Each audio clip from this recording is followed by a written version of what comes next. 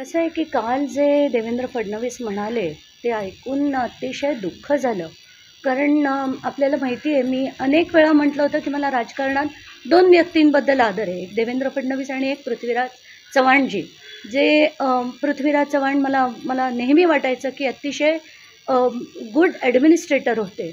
तर अशा देवेंद्र फडणवीसांनी काल हे विधान करावं ऐकून तळपायच्या खरंच मस्तकाला गेली होती की त्यांना पूर्ण कल्पना आहे. सुप्रिया सुळेंशी माझा जो संपर्क झाला तो फक्त 3दा झाला आणि डोरिन फर्नांडिस कुटुंबाला घेऊन मी गेले आणि ते त्यांचं काम झाल्यानंतर देखील म्हणजे खरं तर सुप्रिया सुळेंनी त्यांच्या पक्षात भुजबळ असताना त्यांना बोलवून ठणकावून सांगितलं, म्हणून त्यांच्याबद्दल आदर आहे असं देखील मी माझ्या ह्याच्यात म्हटलं होतं.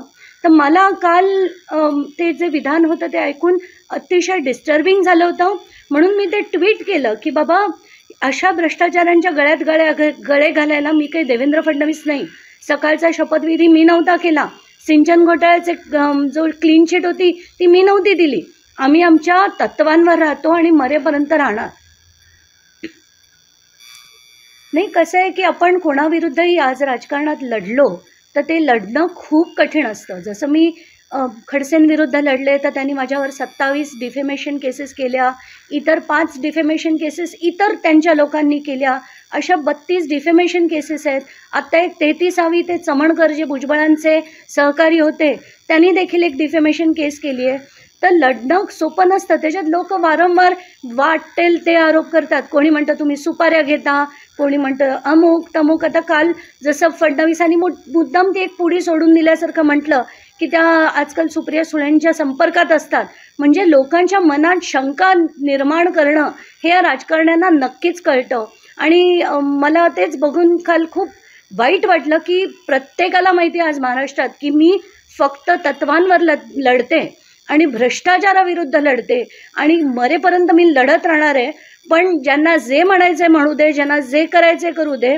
मला फडणवीसांना फक्त एवढंच सांगायचं आहे की पूर्वी 2011 जे फडणवीस होते ते आता राहिलेले नाहीत. कसं आहे की अंधाधुंद चालली आहे. जसं मी म्हटलं, राजकारणात एक तर पक्षफोडी झाली, पक्षफोडीनंतर सगळे म्हणजे आधी शिवसेना झाली, मग राष्ट्रवादी फोडली, मग आता काँग्रेसही त्याच मार्गावर हे दिसतं आहे. आणि जे ज्याला वाटतं ते तो करतोय सध्या. आणि प्रत्येकजण हेच म्हणतं की आमचे जसा माझा बाप आहे तो सागर बंगल्यावर बसला असं जे नितेश राणेंनी म्हटलं ते अंधाधुंद चालली आहे सगळीकडे. आणि कोणालाही अटक होते, कोणालाही ईडीच्या समन्स येतात, कोणालाही कोणी गोळीबार करतं. काय कुठेतरी असं वाटतंय की आता हे राजकारण आहे ना ते कंट्रोलच्या बाहेर गेलेलं आहे आणि आता सामान्य लोकांनी त्याच्याकडे बघूसुद्धा नाही असं त्यांना वाटतं. पण एक दिवस हा सामान्य माणूसच चवताळून उठेल आणि हे सगळं बंद करेल याच्यात काहीच शंका नाही. एबीपी माझा, उघडा डोळे बघा नीट.